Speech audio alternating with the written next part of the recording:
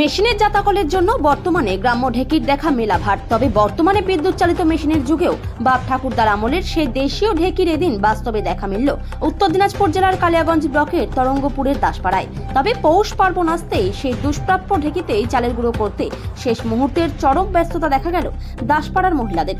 আসলে পৌষ পার্বণ মানেই বাঙালির ঘরে ঘরে ঢেকি কোটা চালের গুঁড়োর পাটিজোড়া, পুলি পিঠা, বকুল পিঠা, পোস্ত পিঠা সহ বিভিন্ন স্বাদের রকমারি পিঠে পুলি বানানোর তোড়জোড় শুরু। ফলে সংক্রান্তিতে দাসপাড়া গ্রামের মহিলাদের এদিন দল বেঁধে চালের গুঁড়ো বানাতে দেখা গেল ধনীদাসের বাড়ির উঠোনে। এই সময়ে যেন ঢেকির আওয়াজে ঢেকির কেউ চাল ঢালছে, কেউ গুঁড়ো করছে, আবার কেউ ঢেকিতে পা দিচ্ছেন।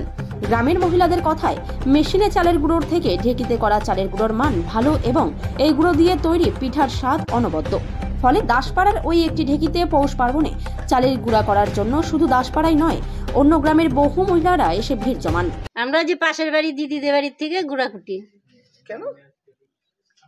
ঢেকির গুঁড়া স্বাদ লাগে বেশি। এখন তো দেখা যায় মিলেরই পাওয়া যায় বাজারে অল্প পয়সায়। না, আমরা মিলের গুঁড়া খাই না। আচ্ছা, এই যে পৌষ সংক্রান্তি উপলক্ষে এখানে কি বিনা পয়সায় পাও করেন? হ্যাঁ, বিনা পয়সায়। এই যে সবাই মিলে একত্রিত ভাবে পৌষ সংক্রান্তি উপলক্ষে পিঠা কেমন লাগে? আমাদের খুব আনন্দ লাগে। সকল মিলে নাকি? হ্যাঁ। এখানে কবে থেকে কুটা শুরু হয়? এই 7-8 দিন ধরে আরম্ভ হয়েছে কুটা। আচ্ছা, সবাই কুটে পারা। পাড়া সবাই করে। এখানে কি মেন কোন কোন চাল দিয়ে কুটা হয়? যে যেরকম পারে দোকান থেকে কিনে আনে, তো যেরকম যে পারে সেরকম কিনে আনে। তাহলে যে আপনার সকলে মিলে একসাথে আনন্দ হয় নাকি? খুব আনন্দ হয় সংক্রান্তি উপলক্ষে সবার দেখা নাকি? ঠিক আছে। সংক্রান্তির জন্য সংক্রান্তি কি কুটা হচ্ছে এখানে? আতপ চাল আচ্ছা, কেন? পিঠা খাওয়ার জন্য।